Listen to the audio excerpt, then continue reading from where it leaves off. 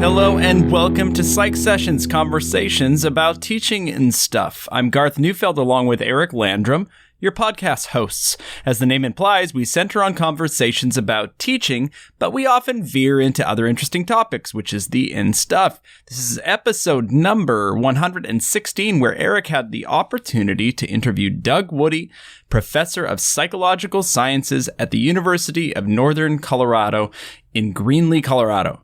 But before we get to that, Psych Sessions is proud to be sponsored by Macmillan Learning. At Macmillan Learning, psychology content matters. One way they demonstrate this is by making sure new editions respond to the challenging world around us and draw on the latest research possible. There's no better example of that than the just published new edition of Comer and Comer's #1 bestseller, Abnormal Psychology, which includes significant coverage of the impact of the COVID-19 pandemic on mental health. Macmillan Learning Psychology, because content matters more when it's current, engaging, and relevant to students' lives. Go to macmillanlearning.com/psych sessions for a free content preview of Comer and Comer's COVID-19 and mental health coverage. If you've not yet had a chance to rate Psych Sessions on iTunes, we invite you to leave a rating there, as it helps folks locate us when they are searching and will help Psych Sessions get out to more teachers of psychology. Thanks! Also, please check out a new series from Psych Sessions, Writing for Psych, with Jane Hallinan, where we pull back the curtain on scholarly and non-scholarly writing, where we discuss revising, feedback, student writing, and more. And check out all of our Psych Sessions programming, including Ask Psych Sessions, Sodal Psych Sessions, and the second season of Garth and Sue Talk, where Sue Franz and I talk about all kinds of things related to teaching specifically. And, hint, we are currently working on season 3, which will be a bit of a twist. Now, before you hear the interview with Doug Woody, please allow me to share some listening tips and some of my favorite moments. I don't know that I have met Doug in person, but we have had a couple years of email correspondence because he is the STP coordinator for the Regional Teaching Conference or programming at RMPA, which he talks about a lot in this interview, his history with RMPA, and it's obvious that he's very proud of the work that they are doing there in that community of RMPA. And so, my impression of Doug is that he's just a pro in everything that he does. And it's funny how you can tell that in even just a few email correspondences with a person. And so, Doug, I just appreciate the way that you approach work. And now I know what those suspicions I had about you, what they were all about after listening to this interview. So anyway, Doug, it was really nice to get to know you a little better through this. Doug studied philosophy and psychology, and he talks a little bit about that choice to do that. They start the interview talking about whether students maybe should or shouldn't do that. If I could ask him, I'd like to hear more about why he thinks that's either a good or a bad mix, or what the benefits are and what the drawbacks are of a philosophy and psychology degree. I've definitely had students come across and through my classroom who had both of those interests, and I obviously felt a little bit of pressure internally to push them towards psychology because I love it. But I don't know what that kind of hybrid looks like for education or career or just for thought. So anyway, Doug, maybe we can have a conversation after a teaching conference sometime about that. I love how you meet people in our little field of teachers of psychology. And most of these people have done graduate work, and so they are sort of experts in a very specific area, or at least have done some work in that area and some research. And I love the moment where somebody is studying something that is just completely unexpected. So if you know Doug a little bit, you probably know that history of psych is a passion of his and something that he is quite an expert in. But then he drops in the beginning of this conversation that he teaches a psychology of prejudice class. So that's interesting. Passionate about history, but then he teaches a psychology of prejudice course, and he talks about how he brings history into that. So again, let's chalk one up for history of psych here. I know I'm slow to convince, but this again sounds like a pretty fascinating way to infuse history of psych into a course. He talks about how important it is to know the past when we are talking about psychology of prejudice. But that's not all he teaches, or all he's interested in, or all that he is an expert in. How about psychology of law? Now that's very interesting. We've got the history, we've got the law, and we've got prejudice. And so, as Eric said, in this interview at some point, wouldn't it be amazing to be in one of Doug's classes with all of this background, to hear history of psych in this way within the context of prejudice and law? But of course, the area that no one seems to be studying, except for a few people, that Doug's going to talk about in this episode is the psychology of interrogation and confession.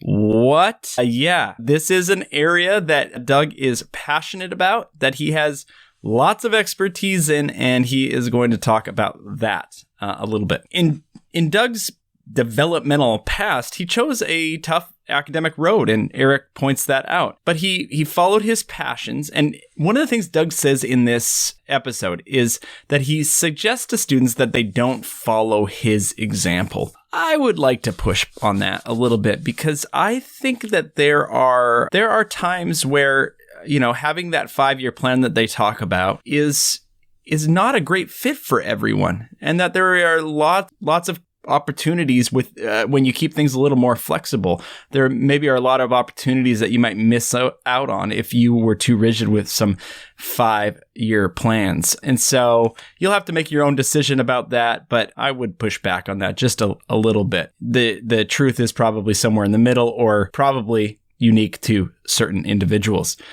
All right. Doug has done a lot for STP in the resources world, so you want to check that out. Doug is a textbook author, and one of my favorite parts of this interview is when Eric and Doug talk about, and Doug in particular talks about, how taping an envelope correctly once equated to being a successful scholar. And so he'll tell that story. Anyway, the world has changed. Doug is going to walk us through some of those ways that it has changed during his career. And of course he is. Of course he's looking to the past, because he loves history and the history of psychology. Doug and Eric, thank you for a wonderful conversation. I think you're all going to love it. Here we go. Eric Landrum with Doug Woody. I am thrilled to be talking this morning with Dr. Doug Woody from the University of Northern Colorado. Good morning, Doug. Good morning. Thank you very much for having me here. Thank you so much. And for our very careful and astute listeners, it's actually welcome back, Doug. Doug was a guest host with the episode that featured Michael Wertheimer. And so we are thrilled to have you back. Oh, thank you very much. I had a great time in that experience. I'm glad to be here. Well, and, speaking with Michael, it was the kind of thing that I think he would have probably done the interview with us had he been invited, but it's just the kind of thing where someone like that is more comfortable, I think, with someone he knows and knows well, especially someone, I think, that renowned, and someone, quite honestly, that old. At that, a podcast isn't a natural thing for someone who's 96 years old. Indeed. And I was very glad to be able to connect and to be able to share that. And I've been very fortunate to have strong connections with Michael over the last several decades, and it's been really important to me. So it was a wonderful opportunity. I'm really glad you shared that with me. Yeah, I'm so glad we captured that. And I guess that might be sort of a place for us to start. I think as long as I've known you, I've always known of your passion for the history of psychology.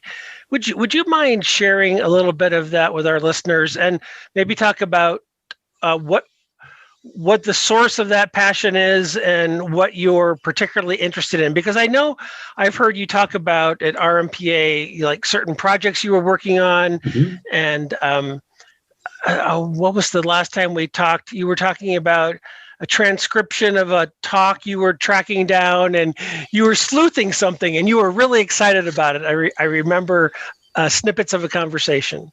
Oh, thank you. I've had a tremendous time playing with the history of psychology, having a chance to be a scholar and a textbook author and to engage in other activities with this, and of course to teach it for a long time. I ended up in the chance to work in history of psychology because as an undergrad, I was in psychology and philosophy, which is of course a dangerous combination. So I try to warn people about that.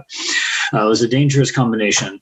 And something magic happened at the beginning of my senior year as an undergraduate. So Professor Paul Bell at Colorado State University introduced me to someone. I had completed his advanced seminar on aggression, and I came to his office to ask him a question, and he said, "You have to meet someone." And he walked me to the person in the office next door to his, and that was Wayne Viney. Okay. So that was fall of 91. I got to come back and start the grad program there in fall of 93. And then the chance to do history and philosophy and psychology, also within an experimental program, so I could be doing experimental and historical work concurrently, and to get the chance, of course, to work with Wayne was absolutely wonderful. I cannot imagine a better working situation than working with Wayne at Colorado State in that way. But what was the spark, though, Doug? I mean, as you reflect on it, can you pinpoint? I mean, if the Paul Bell Wayne Viney combination, if their expertise would have been social, would you have been was it about the content or was it about the people, do you think? I think it was about both. The opportunity to take ideas seriously, to do philosophy and psychology at the same time in the context of history, to think historically about ideas was very powerful for me and very alluring. And if I had a chance to, if Wayne Viney had been an applied social psychologist, then I would have done that work as I did in my graduate program, doing applied social psychology and psychology and law. And I likely still would have pushed the historical boundaries. And I had a tremendous opportunity with Wayne to build additional skills and knowledge to do that. So I suspect the year I finished my dissertation, there were other people studying damage awards and punitive damages that year in their dissertations. But I suspect I wrote the only dissertation that started with early roots of punitive damages in Western culture. I suspect I was the only person who had references to classical works in the law, to Old Testament books and other places to start with punitive damages and bring to the present legal system. So I might have done some of those things even without the opportunity to, or if Wayne had not been doing those things. But the chance to be there in that place and have strong support experimentally, and again, to work with Wayne on history was wonderful. So it was a wonderful combination of people and ideas.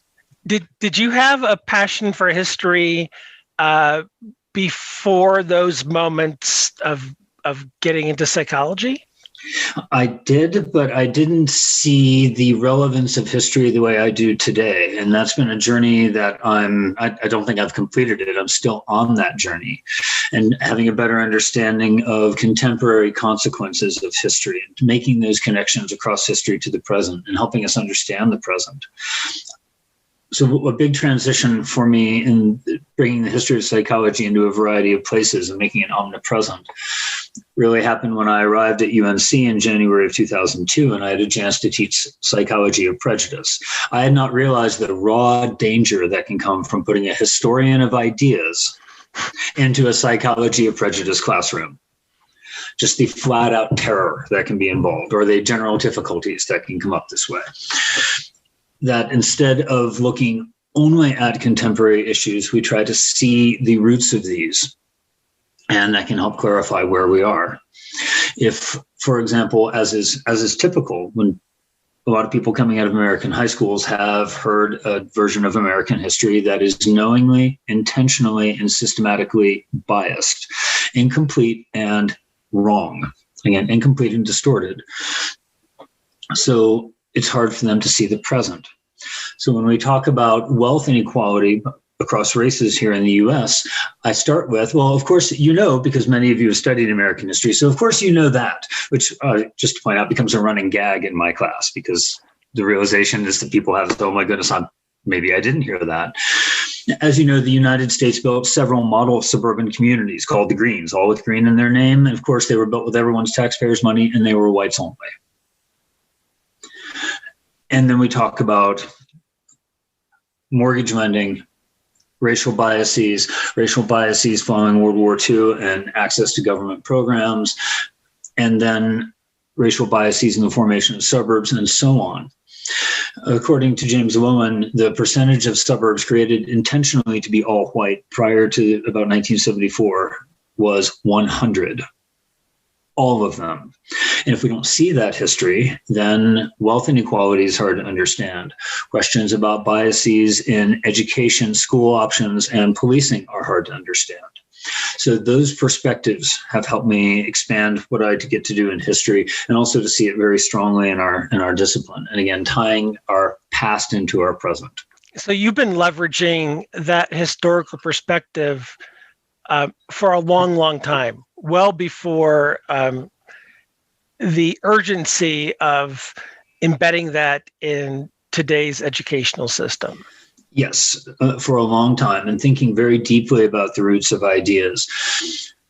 I kept some of my connections in philosophy in my grad program. So I was simultaneously deep in the history of psychology while crossing parts of campus to go take philosophy of mind classes, for example, and to push some of those ideas. And that helped me bring in a breadth of perspective and an interdisciplinary perspective to the things that I do with a strong historical component. I was in a curriculum committee yesterday. We were talking about which classes should be majors only. And I realized what was coming out of my mouth was that not only are none of my classes majors only, but that's very important that anybody across the university can come step into psychology and law, psychology of prejudice. The advanced senior seminar I get to teach is the seminar on the psychology of interrogation and confession. But of course, we want people from lots of fields. So if you're not a fan of majors only, how do you feel about prerequisites to classes? Well, I like prerequisites, so I encourage prerequisites for people to come in. And I really support majors only classes in some areas. For example, our advanced research methods in psychology class. I'm a big fan. That's one for majors only. Clinical psychology is our senior level seminar as a majors only class. So I was very supportive of my colleagues in those ways. I just Pete noticed, and the other people in the meeting noticed that each time it came to one of my classes, it was not majors only, and it was very interdisciplinary and with a strong historical component. And those are powerful motivators. So, Doug, see, I'm not quite sure the way to ask this, so I'm going to be delicate. You're an 18-year-old coming out of high school, or maybe younger, because I could see you skipping a few grades. Are you this deep a student? Are you a deep thinker, thinking I love psychology and philosophy? When you come out of high school, go to college? Do you go to college right away? Is there a gap year? Do you start majoring in psychology? What's the story there? Well, I didn't skip any grades. I graduated from high school when I was 18, and I started thinking I wanted to major in psychology, thinking I wanted to do counseling or clinical work. It turns out that that's not a good fit for me. I have tremendous respect for those people. As you know, I'm married to one. I'm really impressed with what they do, and it's probably good for all of us that I'm aware that I'm not one of them. But I thought go ahead. Well, I was going to say, I tell students all the time, it's really important to know what you don't want to do. That's important information. Absolutely. So I do the same thing. I'm reminding people that Gen Ed can teach you what you might want as a major or a minor and what you never want to do again, which is valuable. That's right. And so as I started, I remember having a conversation with an advisor in psychology and saying, well, I'm not a very gung-ho psychology major. There's a lot of different places I might go. I'd like to look at lots of different things. I was the only psychology major I knew who took a year of calculus. And I stepped into philosophy and had just fantastic experiences there, which was wonderful, and was able to grow in my awareness that counseling and clinical work would not be a good fit for me, realized that I was deep in questions in philosophy and psychology, and then had this tremendous connection to get to work with Wayne Viney and to be involved in one of his studies about perceptions of free will and ideas about free will, and to do experimental work on questions about beliefs in free will and determinism, which was a wonderful undergraduate project I got to do with him that he then took to a national presentation. So It was a wonderful opportunity. And that was at Colorado State as an undergraduate. As an undergraduate. And I encouraged students to be more self-aware than I was. I knew I was enjoying what I was doing, and then I had a chance to continue to do this. And I was interested in some of the things that people with a PhD in psychology could do, like teaching and research and thinking about these ideas and pushing these ideas at the university levels and beyond. And I was very excited about that, but I was not very self-aware. People ask, well, did you have your 5-year plan you were checking off on your way to the professoriate? And I was not very aware like that. So I encourage students to think about these things more carefully and do better planning than I did. Well, okay.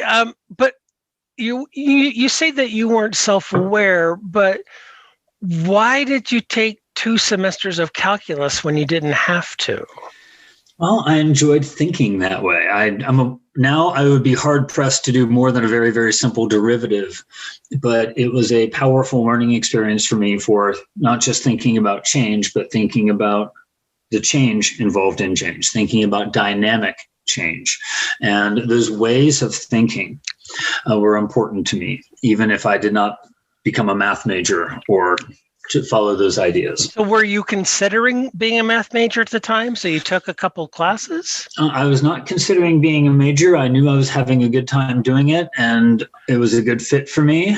And I knew I could satisfy gen ed and other requirements that way. So I knew I wanted to leave there were some doors that were still open from that year of calculus that I wanted to leave open. And then as I finished that first year, I got more enmeshed into psychology and had powerful experiences. So you were having a good time. I'm not so sure those words in a year of calculus have ever been associated out loud in the history of English spoken language. Well, I'm here for you. I was having a good time. And you obviously you get to define what you believe is self-aware, but for someone to knowingly take a year of calculus, knowing that they could have set aside requirements in another way and have a good, that sounds pretty self-aware to me. That you didn't have a plan all mapped out for semester to semester. Doug, it just strikes me that your entire academic life, you have sought the path of most resistance because it's the more interesting one to you, right? It's fascinating to you. Do you know what I'm trying to say? I do. I have chosen some things that have increased difficulty, not just the scheduling difficulty of having simultaneous co-chairs on a dissertation that are Wayne Viney, Michael Wertheimer, and Edie Green. So pulling someone from UCCS, again, this internationally renowned psychology and law scholar, Edie Green from UCCS, and pulling Michael Wertheimer, who is Michael Wertheimer from CU, and then scheduling them with other people from Colorado State. But the opportunity to interact with those people in that way. So I admit I've stepped into some of these challenges with my eyes open, and they've been interesting and productive and exciting and difficult. But difficult in a scheduling, difficult in a mechanical way, not difficult in the people were difficult or the people were ornery. I don't think that you mean it that way. They were just difficult scheduling wise. Difficult scheduling wise, and knowing that I was going to be working with as an advisor, again, the person who is in the process of driving her NSF grant and writing her APA book on damage awards while I was studying damage awards. And I had a strong historical component with Michael Wertheimer on the committee. So I stepped into those challenges that way. So nobody was ornery or difficult. Those right. People who came up were great. But knowing that I was going to have to produce historical scholarship that would meet the expectations of Michael Wertheimer, and psychology and law scholarship that would meet the expectations of Edie Green, and of course I'm working with Wayne Viney. You didn't set one bar low so that you could skip over it. You set 3 bars really high. It's not like you had one hurdle on the track that was super low. you set 3 hurdles really high and really close to one another. So not only was it a difficult jump, but you had to jump a long way over 3 really incredibly challenging hurdles. And you did it on purpose. You didn't accidentally stumble into it. You didn't just walk into a calculus class by accident and oops, this seat is comfy. I'll stay here for a year. You did it on purpose. Point. If you had asked me, though, in that semester, are you aiming toward being a university professor? I would have thought, well, I guess that would be interesting, but I wasn't very sure about where I might be heading. But who is at 19? Point. Very few of our students. And, whether it's UNC or Boise State, even the ones who say they're sure at 19, at 22, many of them change their mind. I mean, it's okay to be sure, and it's okay to be unsure, and it's okay to change your mind also. So Doug, as this, I'm going to call it intellectual curiosity. Was this a trait in you from your earliest memories as a kid growing up, or is this, were you a sports geek? Were you a reader growing up as a kid? Did you get this from your parents? Did you get this from siblings? Do you have any idea the source of this? Did it just pop from within? I was a really avid reader as a kid, and I liked running around and playing around outside a whole lot. And I had great opportunities in family, and that we were able to go visit parts of family, for example, where my mom grew up in Eastern Kentucky. And I view it as a tremendous gift that at a very young age, I could go anywhere on 100 acres of hillside farm as long as I could still see the house, and would be everywhere as a relatively small kid. We're looking back into the 70s and some of these norms were different. So Sure. As a young child, I could be anywhere in, creeks and blackberry briars and all sorts of challenges and excitement out there. But I could go out and be everywhere as long as I could see the house and run around outdoors and then read a lot. And chances to be curious about playing outside and curious about science and history and people's experiences. I remember vividly something that would come back and that affects some of my teaching and these later ideas. I remember sitting in elementary school and singing in music class. And of course, this is the mid-1970s. We were singing the Battle Hymn of the Republic. And hearing my teacher say that both the Union and the Confederacy sang this song in the Civil War, where God is on our side. And little Doug having this moment of, wait a minute, how can both people think that God is on their side? How does this work? And stepping right into this question, feeling utterly bamboozled as an elementary school child facing that issue. Wow. And then thinking about these ideas in ways I think about those things differently now. But I remember very vividly sitting there and considering those ideas and how important it would be to try to understand this better, feeling this was a critically important idea in our history. And I didn't grasp it well enough yet at that point. Well, but to be fair, you were a grade schooler. So why would you? Yes, I can have grace with myself on that. Yeah, please, it's all good. It's none of my business, but please do give yourself grace. Yeah, you get to judge yourself however you want. But, if I had 2 cents, I would encourage you to do that. Thank you. Doug, I'm on it. Do you have siblings? I do. I've got a sister who's 3 years younger, and we're quite different from each other, and we've been able to grow up and have a really strong bond, and it's been wonderful. So we've supported each other all of our lives, and it's great. I feel okay, and so a sister 3 years younger. Okay, so you're the old. Oh, okay, gotcha. And that's close enough where you grew up together, and you were in the same schools. You were probably in the same high school building at the same time, the same grade school building at the same time. I was very fortunate to grow up in an intact nuclear family with stability. So that's very important. I was very fortunate. That's a form of privilege that is still prominent and affects my world. So I feel very fortunate about that.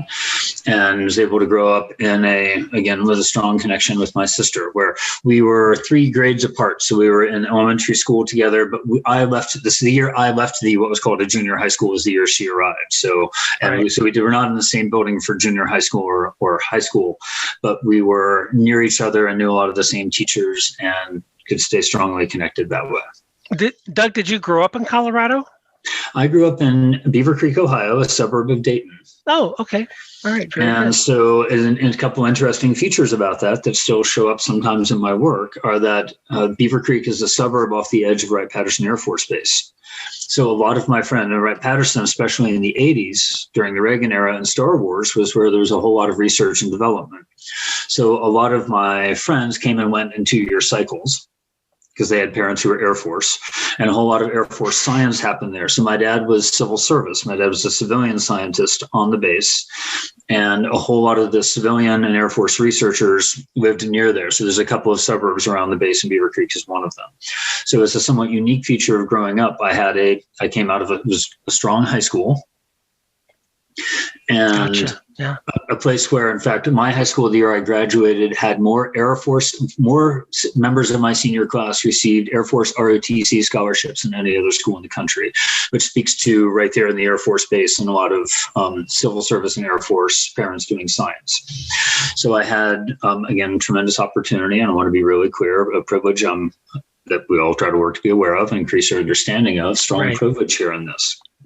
Some of my own journey about that place, though, is a greater awareness of Dayton, that I remember sitting in high school, and somebody in my advanced government class as a senior in high school said, "No, well, there is no racial prejudice in this community." And I had this moment of looking around and saying, this is an almost entirely white high school with almost no black students in it. The other side of Dayton has almost entirely black high schools with very few white students. Wait a minute.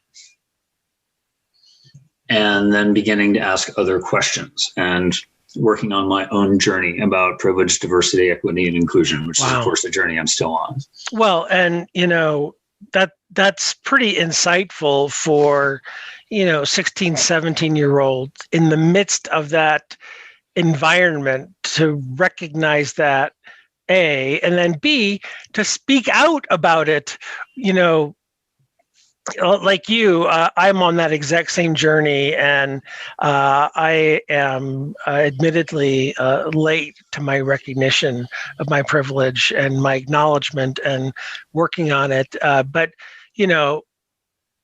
it's remarkable, and to your credit, even at 16 and 17, you're recognizing that and looking around and acknowledging that, because clearly some of your classmates did not. And, we have folks in today's society who would say the same thing as your classmate, quite frankly.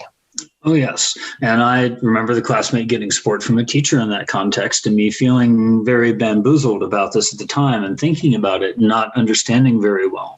And of course, now at a very different part of my journey, I can see historical policies in that community, which were like policies all over the country, as well as national policies interacting to lead to that. So if you look at index of dissimilarity today, the Dayton-Springfield area is still highly ranked in census data for index of dissimilarity as a measure of segregation for Black and white Americans, that we still see that legacy. And of course, that legacy was more pronounced more than 30 years ago. So it's been an interesting journey that way. These are some of the things that show up powerfully when we teach psychology of prejudice, again, with a historical perspective. And so, Doug, do you teach that class currently, psychology of prejudice? I do. And you mentioned a few minutes ago that you're a textbook author. Do you have a textbook about that topic? I do not. In fact, right now I'm using Mary Kite's textbook.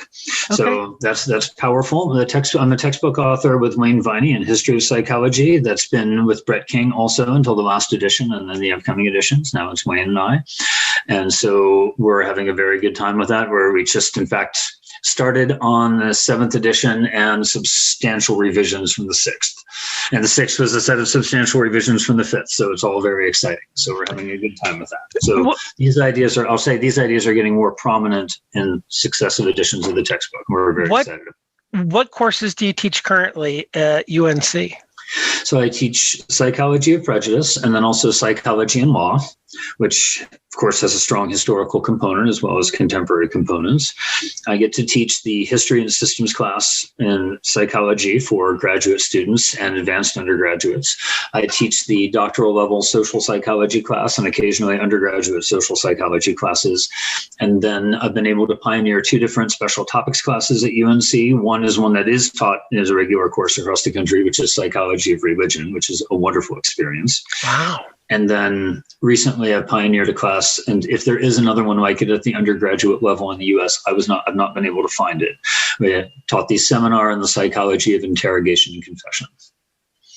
Okay. And that's been a great time. I would imagine that if anyone else is teaching it, you would know about it through your connections, through, APLS and also your prominence in that particular research field. I've looked around for other people who might be doing it. I know there are graduate classes on this topic and graduate seminars on this topic with scholars in a variety of different institutions, but I had not seen an undergraduate class on that. So let me ask you a question about history and systems. So I have taught history and systems. So first off, I don't love it as much as you do. So let me just make that clear. But I really enjoy the content. I really enjoy the topic. I see the relevance to me as an educator to the history of psychology. I have a hard time with a straight face communicating the relevance to the masses of undergraduate psychology majors. When I teach the capstone course, we have a capstone perspectives, history and systems course, which I teach frequently along with other faculty members, where at first I taught it as what I would call a straight history and systems, from pre-psychology, Wundt and the founding of psychology through all the isms up to cognitive psychology. So following a chapter outline like your book probably has, chronologically. And by the way, and I love the content and I love telling the stories, and I can help them connect and give it literally the capstone. But I don't think I have, actually, I know I don't have the gift that you do, and I think Ludi Benjamin has, and Charles Goodwin has. I have a hard time getting my students connected to the relevance to their future, whether it's going into the psychology workforce, graduate school in psychology, or graduate professional school not in psychology. I suspect, though, that you have found a way to do this. Would I be correct? These are some of the challenging things about this class. And so part of what I try to do is, again, draw connections into their world. We can talk about historical scholars and free will, but also I bet it's probably possible to have a conversation about free will in the state of Colorado without talking about James Holmes in this decade, but it's probably pretty darn difficult. And just about the time people get into the free will and determinism, we just got to get out of this class, so this isn't relevant anymore. Say, no, wait a minute. Nobody knows yet how many $1 million, because it's in the millions. Nobody knows yet how many millions of dollars the state of Colorado spent to try James Holmes. And the defense team put on the table, they would accept guilty without the death penalty as a plea deal. And what's that case about? I'm sorry. James Holmes is the individual who went into a movie theater at the opening premiere, at a midnight movie premiere for a superhero movie, and committed a mass homicide. Okay. So it's a terrible crime, and it had major impacts in Colorado and on the people involved and on people who were in that community and across the state. This made big waves. And as soon as the defense team proposed a guilty plea, as long as the prosecution took the death penalty off the table.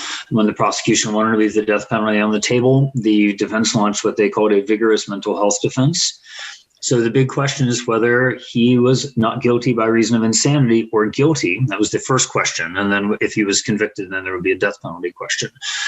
So the central part of the main part, the first part of the trial was, does he have free will, or is he not guilty by reason of insanity and someone who does not have free will? We don't know how many millions of dollars the state of Colorado put on the line for that very practical applied question. And about the time students say, but it's not that applied. Is it? No.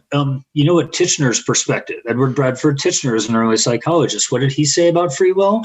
That's an applied question. We do pure science here. We don't address it. It's too practical. It's too important in the world. We do pure science. Yeah, listening to you, first off, would I love to sit in your class and listen to your history of psychology. But I think a real scholar of the history of psychology like you, and probably, quite honestly, other textbook authors who have taken a real dive and know those stories, can connect it like you just did. But people, I'm just going to say it like this: people like me, people who are dabblers, who can appreciate it, but haven't taken the real scholarly dive like you have. I have a harder time in my teaching. I understand the concepts and I can communicate them and teach the concepts, but I don't have the richness that you just communicated to the scaffolding that I can communicate to my students in a history of psych class. And so I want to admit, a lot of this comes from some of my early times in graduate schools. I was assigned to be a teaching assistant in Wayne Viney's class. So I had a chance to come in and out, but I chose to sit in. So I sat in Wayne Viney's history of psychology class for my early years of my graduate program. And that's in addition to lots of conversations with him formally and informally about these ideas. And that's part of the texture, is being able to draw upon his stories and ideas. Right. And this is such a large and rich and complex area that's often outside of what people study. So your experience is really very common in that this is hard stuff to navigate. So I'm going to just blatantly mention something that's on the Teaching of Psychology website, as I had a chance to co-edit a book on sub-areas in the history of psychology with Rick Miller and Bill Wozniak. And what we did was we invited authors to write not a history of industrial organizational psychology, but not a comprehensive history, but a short illustrative history. And then we asked for 3 vignettes at the end of each chapter. So we would have 3 rich examples that were a page to a page and a half to address exactly that issue, that, wait a minute, I'm going to go and talk about this area, but I'm not a historian. I've not done the deep dive into this. Can I find the right teaching example? Because what you described is a common challenge teaching history, especially the way that often history is devalued and then is, you're the new person, we need you to teach, of course, your area, some area related to yours, methods, stats, intro, and history. Right. And so often people show up there, so we wanted to provide those tools. So. Well, and so Doug, I appreciate that on a couple levels. So first off, thank you for offering that. And for our listeners, that's teachpsych.org. And I think if you just did a search of that website, you'd be able to find that. And actually, I can put that in the notes to this episode. I can put a direct link in when this goes live. But secondly, let's go there. Let's talk about, let's start with STP, and then we'll segue to RMPA. You have been a voluminous contributor to STP resources, and you mentioned that guy Rick Miller, yes. That Miller fellow, yes. On many occasions. Talk a little bit about that, and because you've edited so many things and co-edited. Where does that come out of, and what are some things that you might like, other things that you might like to point people to on that website, if you can remember them, because there are just volumes and volumes, literally, seriously. So teachpsych.org is an excellent resource. There's tremendous syllabus resources. The ebooks page is rich. That's where the resource I was just talking about was, as well as some others, is on their ebooks page. There's a wealth of resources there. And I've had a strong connection to teaching throughout my career. This has been foundational from my very first experiences. In fact, the experiences I had in the classroom were ones that were critical for helping me understand the path I was on. Even if I couldn't see, as we said earlier, if I couldn't see very well where I was going, it was those teaching experiences that helped anchor me into that place. And those experiences that are really foundational in who I am and what kind of a scholar and a teacher I am. So I've been very pleased to have the opportunity to contribute to STP and be involved in some administration work and be involved in the ebooks as an associate editor in the ebooks page. And I've benefited tremendously from colleagues, like our Eric Landrum, from Boise State University, as well as Mary Kite and Aaron Richmond and a number of other folks, and especially Rick Miller, who's a very important mentor to me, and of course also a dear friend. I've gotten to work with him in a variety of ways, in scholarly ways as well as service ways at STP and RMPA. So those have been wonderful opportunities that have connected me to a really strong body of scholars, and it's been wonderful. So like you, I was at the celebration for Charles Brewer at APA the other year with my student, and realizing that, yes, if we step out here, we can do introductions with most of the people in this room, and feeling really strongly connected. And again, very, very fortunate to have those opportunities, and again, strong mentors and good connections with colleagues. Do you remember when you first met Rick Miller? I met him in the 90s when I was a graduate student coming to RMPA, when he and Mitch Handelsman were just about inseparable in a lot of things they were doing, not just Psych Follies, where they would tell a series of jokes at the end of the business meeting and put on a good show, but in a variety of other ways. So those were very important connections to me early on. By the way, just since you mentioned Mitch, Scott Vanderstoep and I, we've been writing a column on and off for a while for Psychi, 3 heads are better than 1, and we answer questions from students. And Mitch just rotated off of that in the very last column. So Scott and I wrote some tongue-in-cheek farewells and memorials. So if you go to psychi.org and if you search for those, Doug, you might get a kick out of those. The little goodbyes that we wrote to Mitch. They were thought-provoking and teasing all in one. So outstanding. I'm looking forward to that. So since we've mentioned Rick Miller and RMPA, and for folks who aren't familiar with the regionals, there's 6 major regionals in the country, and RMPA is the Rick Miller Psychological Association. No, I'm sorry. RMPA is the Rocky Mountain Psychological Association. Let me get that correct. When did you first get involved with that? And then I'm going to ask you to walk us through your current involvement, and if you're allowed to, talk about your next level of involvement. Outstanding. So I presented first at RMPA, I believe, in the spring of 1995.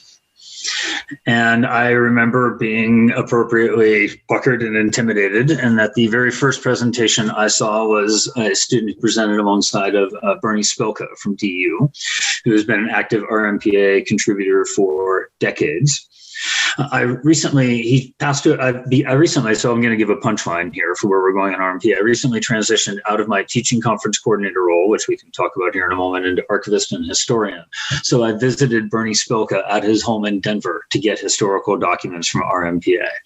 So we stood on his driveway and had a socially distanced pandemic conversation about history, in which he pointed out that he had determined that RMPA was the oldest regional, older than EPA. And he said that made the EPA people grouchy. Go make them grouchy again. So that was exciting. And we realized that we had both been the same age when we were RMPA president, except for me, it was 2012, and for him, it was 1968. So those were very powerful connections across time. Yes. So I had wonderful opportunities to go and present and step into that community. And I've always had very positive experiences there. When I finished, I did my undergrad work at Colorado State, was out for a year, took a year off, and then came back in. And I finished my doctorate there in 1999. I worked at the University of Wisconsin-Eau Claire for 2.5 years. I had an excellent academic fit there. And even when I was there, I came back to RMPA. That was such an important community, even though I didn't know if I would come back to the Rocky Mountain region. And since I've come back to the Rocky Mountain region by coming to UNC in 2002, I've been really pleased to be thoroughly involved there, to step in, to provide more assistance, and then to have a chance to be asked to run for president, to have a chance to serve as president, which of course is as much like STP is a 3-year cycle, a president-elect, president, and past president. And then, of course, Rick Miller had started the Portenier-Wertheimer Teaching Conference and had run it for several years. And then I joined him as co-chair. And then as he stepped into other roles at STP and elsewhere, I served as chair for that convention in a number of different years. So the very recent transition I've had is that Rick Miller hit term limits for his time as archivist historian. So we had this moment of, wait a minute, he's been on this board for 30 years. Wow. And powerful impacts.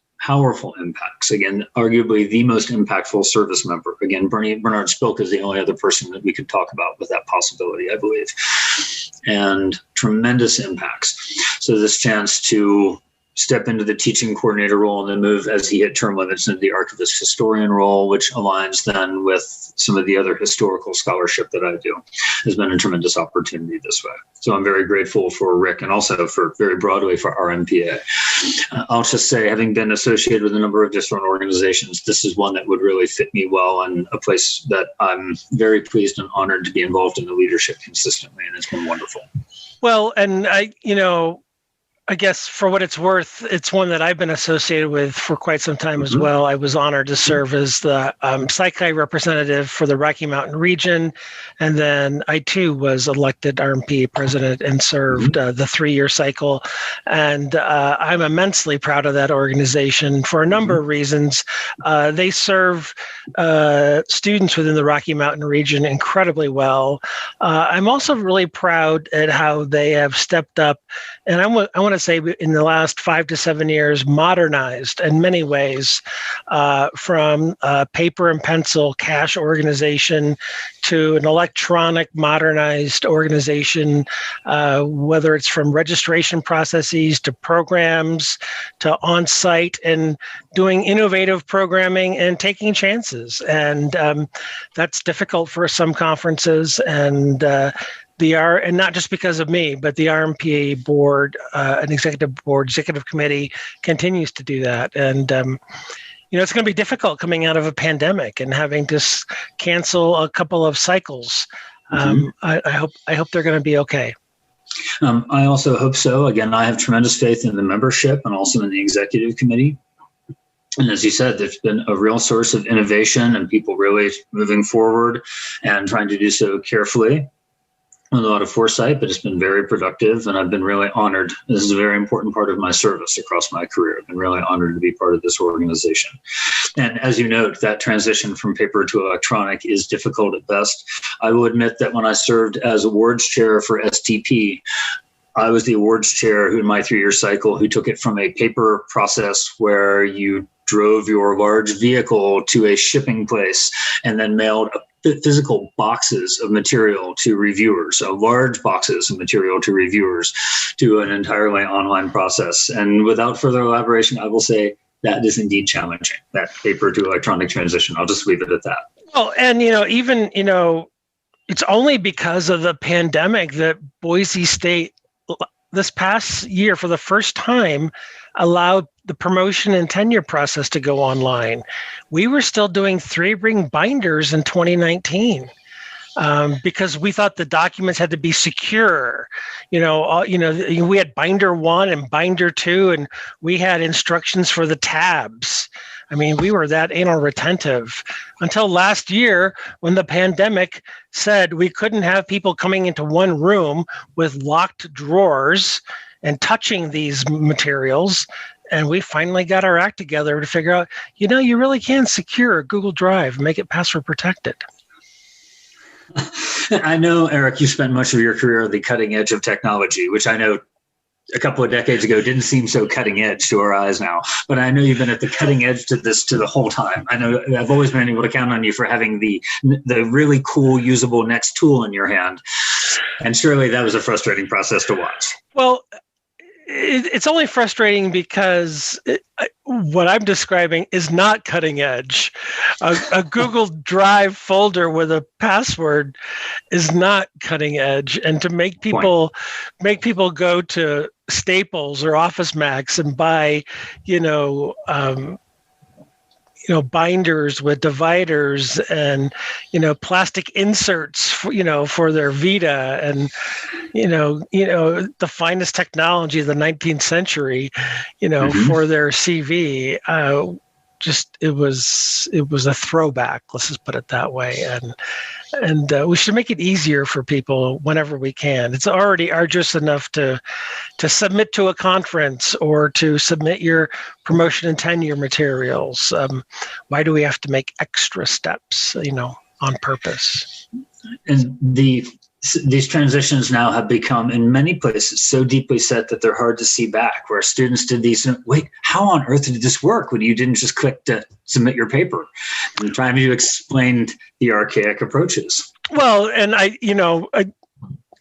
trying to think of your timeline. I don't know how far back you go, but the preparation of a poster was individual panels that were spray glued onto mat board and cut and then displayed with push pins. They didn't roll out of a tube, and they certainly weren't printed on fabric. Yes. And this is a whole generation of students that has never played with rubber cement while building a poster, which is probably good for everybody's brain. Right. That nobody can imagine that a very important learning experience I had early on with Wayne Viney was an absolutely critical step for any academic in the mid-20th century. If you couldn't do this, you couldn't publish. And so he said, this is essential. It's critical. It's a formative part of your development. We're going to learn how to do it. We're going to do it together. Here's how you tape an envelope. And so we sat down, we prepared our submission to a journal. I was APA third edition, APA style third edition, 2-inch margins all the way around so people can write their physical comments, enough copies in there. And then we sat in his office and he explained the importance of corners and over the little fold down tabs and the bottom edge and the other side and the reinforcing the corners. And this is absolutely essential if you're going to be a successful academic. And of course, now my students point and laugh. That just, how could that possibly be relevant? And I said, imagine the heartbreak. I talked to someone who worked in the mailroom. They said the single most disappointing thing is finding a square label on the floor that's addressed to a journal. And it's just sitting on the floor and there's an envelope somewhere and the prof won't even know that they didn't submit their stuff for weeks. That's right. So Wayne walking me through, here's how you tape an envelope so you can be a successful scholar. It's just a completely different world. So Doug, are you working with undergraduates and graduate students these days? I am. I have the chance to undergraduates and graduate students in both experimental scholarship and historical scholarship. With the pandemic right now, my undergraduate research team, which has myself, and I have a great chance to work with an excellent doctoral student in counseling psychology, who essentially, so he's heading into the Navy. So his comment was, so you're the Divo and I'm the A Divo. He called me the division officer. He's the assistant division officer or the executive officer, and a whole bunch of undergraduates in the room. And so we've been talking about some of the Cold War history of interrogation. So as a brief note, in a way to narrow some of the focus and make research more manageable with a 3-in-3 teaching load and lots of service, I have historical scholarship in a variety of places, but I've been emphasizing historical perspectives on interrogation in line with my contemporary and experimental interrogation scholarship. So we've been having a series of Zoom meetings where each person who's looking at a Cold War scholar can come back and share ideas. And we're looking also at some of our local history at UNC. So we've been having in our weekly meetings, we get to sit and talk about some of the Cold War scholars and their current relevance. And we've also, again, been talking about UNC history. So I'll take us afield here for just a moment. That prior to World War II, UNC was the Columbia of the West. It was the #1 educational research institution west of the Mississippi River. Which meant, since we were the premier place to come, that we had first the second educational psychology department in the country. And again, a powerhouse of an educational program and lots of support for universities. And therefore, we had this really strong summer psychology institute that ran through the 19s, run by G. Stanley Hall.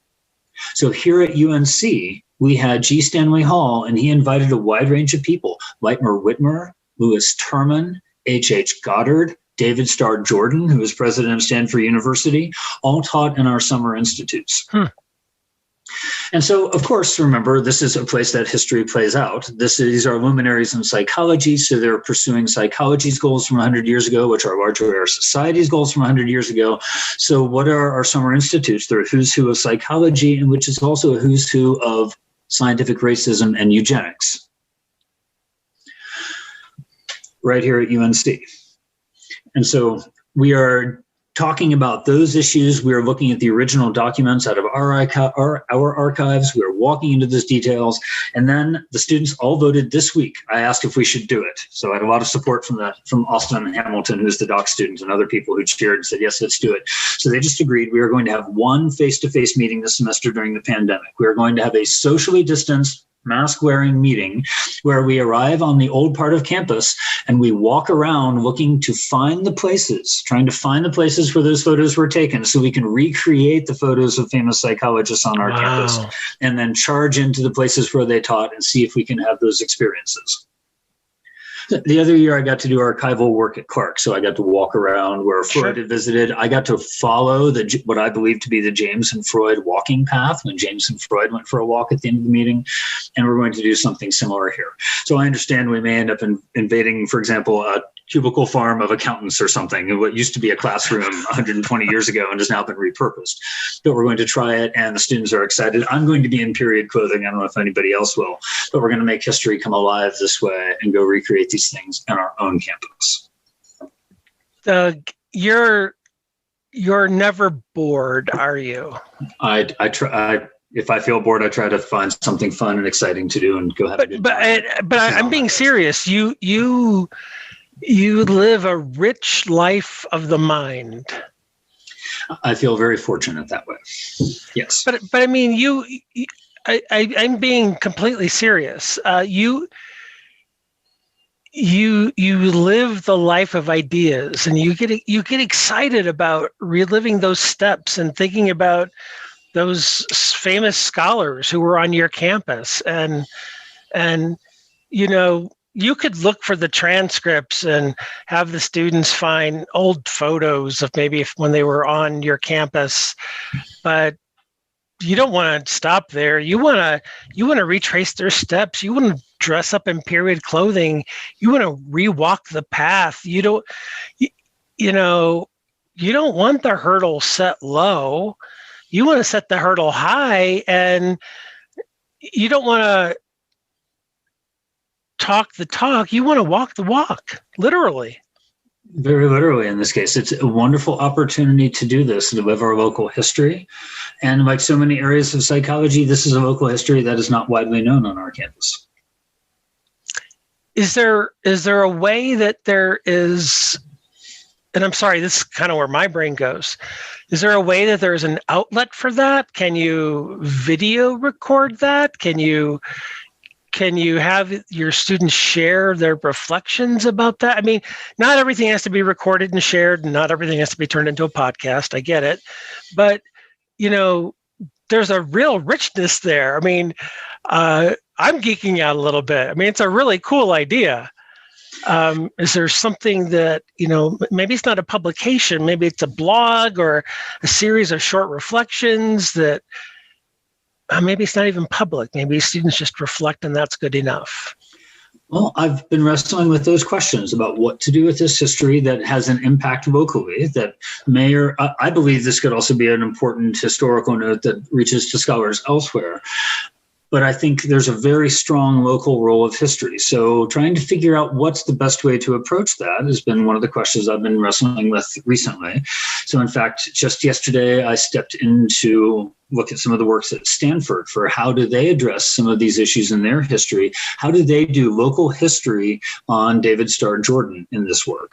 And that we have similar people here at UNC. Again, David Starr, we were so central in this movement that David Starr Jordan, as a national and internationally acclaimed figure in eugenics, came here. And so what do they do with their history? So I've been looking at some of those things for models and for good suggestions. I really hope that we can produce a strong local history here. I get to talk about this with our department this week. We have an anti-racism journal club that meets once a month. I'm our featured speaker. In fact, so a week from yesterday. So coming up this coming Thursday, I'll talk about this locally. And joining our group is our chief diversity officer at UNC. He's someone who's been on this campus for just about 30 years in a variety of roles. And I admit I sent him the original bulletin from our 1913 session to say, I know you know UNC very, very well, better than maybe almost, if not anybody, almost anybody else on this campus, but you may not know this. And I don't want you to get blindsided with this live. So look at some of these things, and here's what we're going to talk about. So I look forward to working with him and to involving students for how we can share this local history and make it come alive for us. Yeah, and I think these are important conversations. I was talking to a friend of ours, actually, who I'm not going to reveal, and they had discovered on their campus a donor to a scholarship, and they had discovered kind of by accident that earlier in that donor's life, that donor had done some things that are embarrassing, that are deeply embarrassing. And so our friend had to, was in a position of authority, is in a position of authority, and had to do some things to remove any opportunities to embarrass the university. Not to scrub history, because they wanted to be transparent about what they were doing and why they were making a change, but also to say, we're going to reframe this scholarship. We're going to return a portion of the money, or I'm not quite sure what they decided to do, but they need, history's evolving and changing. And when you discover something that is linked in an appropriate manner, you try to make it right.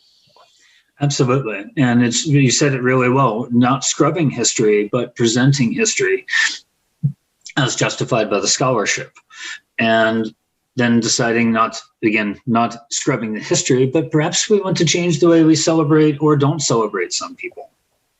Right. Absolutely. And asking those questions. So not that the history goes away. So we're very aware of it, but we think very carefully about how we present people, treat people, include them on our campus, and so on. And just to note, we are likely to be on our way into those places here and some of those questions here. Yeah. So maybe not about scholarships, but about our history. This is a really good point. And I know, Doug, that we're almost at an hour, and I won't keep you much longer, but a couple, a number of people can come to mind. I think the challenge is that we tend to think of people unidimensionally. Mm-hmm. It's on my mind for whatever reason. I just finished watching the Tiger Woods documentary on HBO. And, Tiger Woods is a highly celebrated figure in golf. And then he had what commentators call his fall from grace. And so you hear people cheering for the hero, and then you hear some people cheering for the fallen hero. And then you hear people cheering for the recovered hero. And, the commentators towards the end of the video, the documentary say, he's a man, he's a human being. And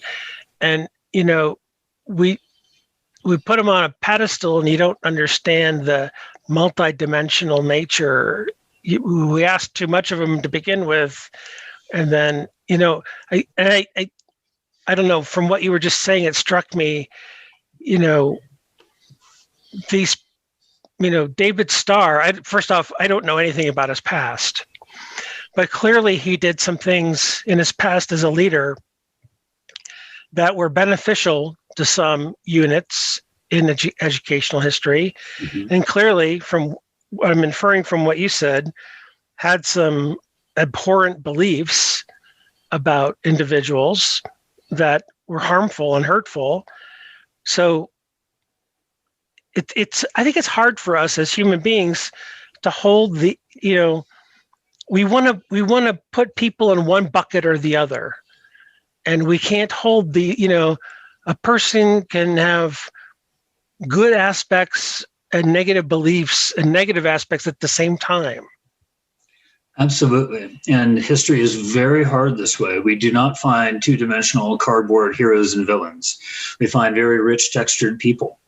And so in some of our work, both on the UNC campus and some of the other scholarship I'm involved in right now with history, G. Stanley Hall is a common figure about this. He very clearly and intensely promotes racism and anti-Semitism in his writing. He argues in favor of sexism, argues that women should be in homes being mothers, not in the scientific and academic sphere, while he is the only psychologist in the country recruiting Black students into his program.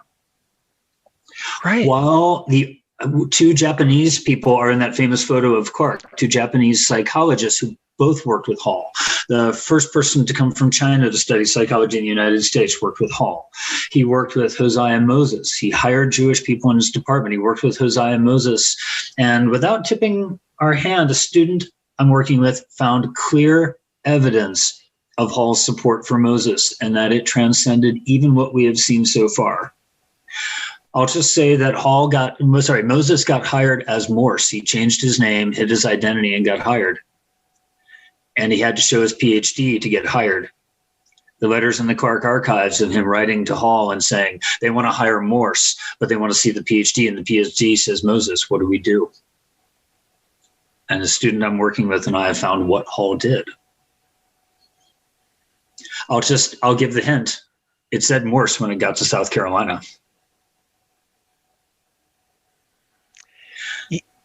Yeah, it's so hard.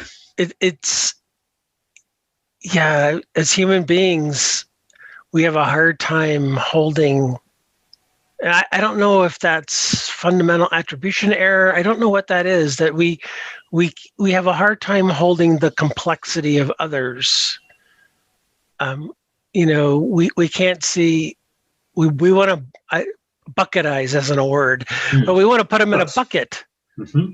We want to simplify that they're good or evil, or they're kind or bad, and it's just and not only can you be both at the same time, but we have phases of our lives where we make a mistake at one point in our life and we correct for it later, and we have penance, and we have we all make mistakes, and some are bigger than others. So I guess I just really, for however we got here, I really appreciate your perspective on that. And I think it reinforces what you've been talking about the whole time here, the value of history, the value of reflection, the value of thinking about where we come from and where we're going. So I'd like to note two different things here. So I will take us just a smidgen longer because you asked about work with students. No, that's awesome. Address a couple of things. So one that's interesting is that there's a paper in 1916 in G. Stanley Hall's journal, and it's a rejection of scientific racism, in particular a rejection of scientific racism based on intelligence testing. Where if you and I sat down and wanted to critique those attempts, we would start with biases of testers and unequal educational opportunity. And we'd start with the ideas about stereotype threat and the ways that people have been affected by messages, as Claude Steele says, in the air that we breathe. And we would raise questions about a variety of different issues when people would make claims about race and intelligence testing. Somebody wrote that paper in 1916. And it's in G. Stanley Hall's journal anonymously. I've been working with a doc student who's now finished his degree to do the stylometric analysis on this. And when Mark Ware stepped into this program for a question from Crichton, and he pursued it at the Clark Archives and then retired. So I've been back to the Clark Archives, and we're using tools that were not available when we first stepped into this with computerized writing style analysis, which to my knowledge, I've not seen done for something like this in psychology. So it's very exciting, and I'll say it's been a long, productive, interesting road. But when Ware first mentioned this to me, when Mark first brought it up to me, he said, I think Hall might have written it. And I said something encouraging like, no. No, I've read Hall's writings on race and adolescence. No, absolutely not. And then I read more from Richard V. Guthrie from Even the Rat Was White, where Hall wanted to teach at Howard in the 1870s, quote, for personal reasons, for Ross's biography and other writings, where Hall tutored for, as a very young person, for a Jewish family growing up. And then looked at all these complex things that he did, where he is promoting one set of biases and yet supporting people. And so he is a possible, and officially I was not open to him as a possible candidate, and now I am. I don't know who it will be. We're going to run the analysis here soon. I've been walking this way for a long time. It's very exciting, but that complexity, and there's other people on this list who may be there as well. So students, again, looking at Hosea Morse. Hosea Morse wrote what might be the first anti-racism paper in psychology as against religious prejudice, or pardon me, anti-prejudice paper in psychology about religious prejudice. And then one of the first things he did in South Carolina was advise Alice Strong's PhD, where she studied Black and white children, minimized the importance of environment, and then drew conclusions that were the very first tests that led to the booming of scientific racism in early psychology. How do we navigate that? It's really hard. These are some really tough things. To note, let me add one other. Sorry, go ahead. No, you please. No. So another place I've been doing work with students has been in Cold War psychology of interrogation. And that's been very productive work and very interesting in a lot of ways. And especially given some of the ways that these factors have been associated with some contemporary events. So what were called enhanced interrogation techniques came out of SEER training, survival, evasion, resistance, escape training. That training came out of, among other things, it predates the Korean War, but then it was adapted strongly for the Korean War and adapted to every conflict since then to prepare our people in case of capture. Well, what do we train people on? Well, we want them to resist, back to Korea, communist, what was called brainwashing. So if we're going to train them for that, we have to reverse engineer it. And that's where our work has been very productive. And we've asked a variety of different questions about how do we see people in this. There are folks who were very strongly anchored. You said, we must never do this. Juice Mir-Liu in 1956 said, if we use these techniques in training, then the people who are the trainers will think these are acceptable and they will believe we could and should do them to people who are enemy environment. He wrote that in 1956. There were also people who engaged in work that was viewed, according to the settlements out of court and in other documents later, as quite egregious. So Ewan Cameron ran some work at McGill in Canada that involved psychic driving, the allegations include electroconvulsive therapy, uses of LSD, psychic driving, and lots of other things like this. That not only was the result of led to an out-of-court settlement, but an ongoing lawsuit in Canada right now brought by the adult child of one of the people who was involved in that. And then there were a lot of people who were trying to navigate this work. And of course, it's a bunch of people you've never heard of, like Harry Harlow and Arthur W. Melton, and a bunch of other people who are deeply involved in this. And because they were involved doesn't mean they were unethical or doing unethical work. This is part of the challenge.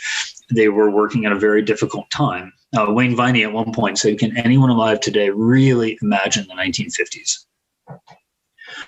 Interesting. And so trying to look at this time and this place and then look at the effects today has been very productive. So we've been able to have a paper that recently came out as we talked about the way that people came from Cold War interrogation to study abusive groups. So that came out in the Journal of Coercion, International Journal of Coercion, Abuse, and Manipulation. We have another paper about that history, looking at the different range of possible responses on those difficult places. And that one right now is in press, an American psychologist. So we've been with 2 doctoral students, and I'll just say an exceedingly brave undergraduate student. And so I've been very pleased to have those opportunities to work in these ways and to really step into some of these questions that tie so directly to where we are today. And to do this with students. And Doug, you've made the argument crystal clear just then and really for quite some time and in your career about the relevance of understanding not only the history of psychology, but world history and understanding the events of today. And I thank you for being so clear and so passionate about it, because not only do I learn from you, but I know our listeners will as well. Oh, well, it's a good time. I feel very fortunate and very, very lucky to have the opportunity to get to do the things that I do in ways that I do them. So I feel very fortunate. And you're very clear and you're very articulate about that. Doug, I know I've kept you over time. Thank you so much for doing this. I really appreciate it. Thank you. You're very welcome. Thank you very much for having me.